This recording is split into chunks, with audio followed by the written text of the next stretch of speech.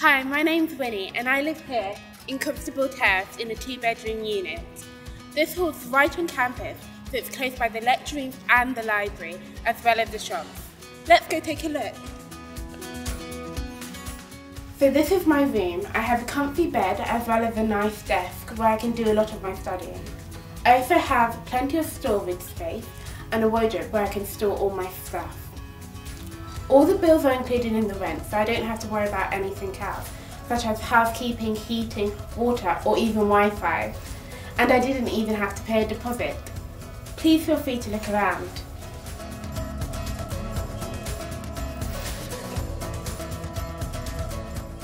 This is our bathroom.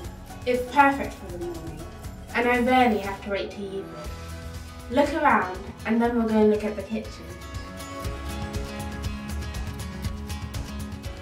Here's our kitchen. It's where we do all of our cooking. It comes with a convection oven, hobs, fridge freezer and storage space for 2 people. As well as it being a place to cook, it's also a great place to have a catch-up.